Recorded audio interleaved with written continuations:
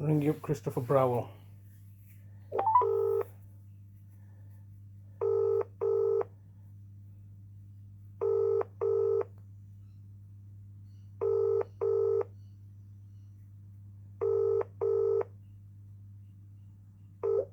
This is the Vodafone voicemail service for 07762471196.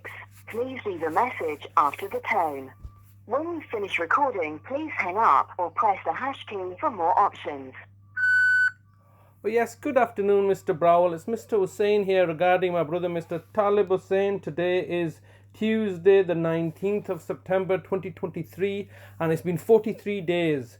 43 days that you've unlawfully kidnapped my brother, are holding him at hostage and at ransom under conditions that I do not know how they are for my brother. I do not know under what legal framework you're working under now. I'm sending an email every day, as you may be aware, to Mr. Graham Kenner, who's the city solicitor, who's been fronted to deal with this situation. It's now getting to be 43 days. You've taken my brother from the vehicle in my garden, without any change of clothes, without any understanding of his food or dietary needs. He's presently being held 43 days later in a legal vacuum that you've created, that there is no laws in place. Because if there was a law in place, no doubt the police or the council will tell me, look, this is the laws that we've taken him under.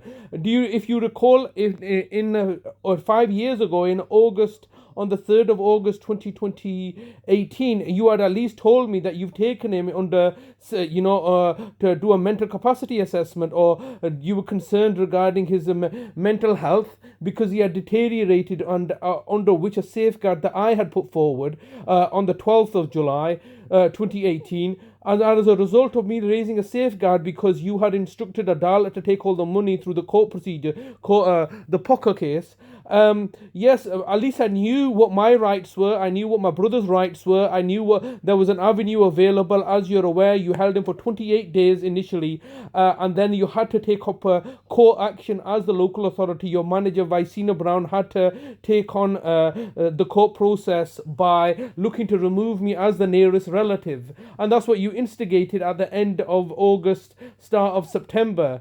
And obviously I then knew what options were available to me and my brother, where we looked to contest this. I do recall that at the end of November you abandoned the case because it was no longer in your interest, and simply at the time you were looking to hold him under a Section 2 of the Mental Health Act, and then obviously you instructed the psychiatrist to hold him under a Section 3. Now all of a sudden there is no legal framework. There is absolutely no legal framework. You're holding my brother. I have no idea what kind of condition he's in, what kind of legal rights he has, what protections he has in place. You're simply asking me to simply trust you, an organization that's previously murdered my brothers and my parents. We should just simply trust you. And why should we simply trust you? Because you're a local authority and you're monitored by the Care Quality Commission and by the laws and so on and so forth. Nothing of this is true, is it? Because the reality is that the Care Quality Commission, the ICO, all of these, the Office of the Public Guardian, are subservient to do so. You do as you please, and you simply make the paperwork look legitimate, that you're doing something legitimate. In my brother's case, me and my brother have a fundamental right in law. That is the Human Rights Act, right to a privacy and a family life. What privacy and a family life have you left us when you've instructed the police to come and kidnap him? And this was always on the tables, wasn't it? You attempted to do this a year previously, where you had told the DWP to stop my carer's allowance. You don't want me to be a carer for my relatives because I'm charging £1 million a week, and you're looking to make me financially destitute. And this is an ongoing saga now. I'm leaving daily voice messages to yourself. The fact that you're not corresponding with me, and you have not been corresponding with me in writing, leads me to believe that this was all a contrivance, wasn't it? It was like you don't want any paper trail that there was any my involvement. You were supposed to write us a letter regarding how to dissipate the money, and you found a better way to dissipate the money, haven't you? By acting unlawfully, by acting illegally. My brother has mental capacity. Over and over, and I've said this.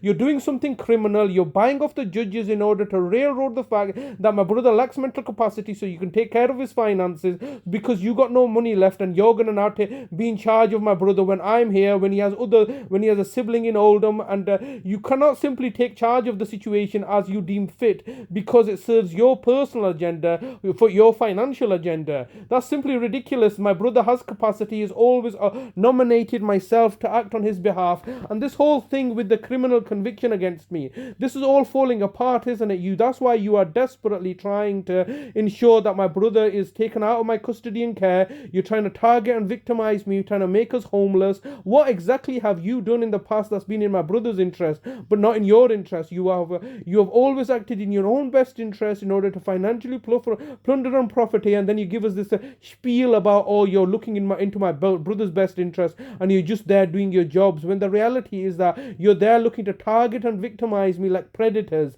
And you've already previously murdered my brother Nazim. Recently you've murdered my mother. Through the actions that you had taken. You had complete disregard for my brother's welfare and well-being. You were trying to collude and conspire with the GP practices, so we end up in a situation where he's not going to get any access to any medication, and now all of a sudden you're saying that you're the heroes in the situation. You're going to give him medication that he doesn't need. The winter's coming up, and no doubt you're going to utilize that as an excuse to give him pneumonia and kill him off. Like 15 seconds recording time remaining.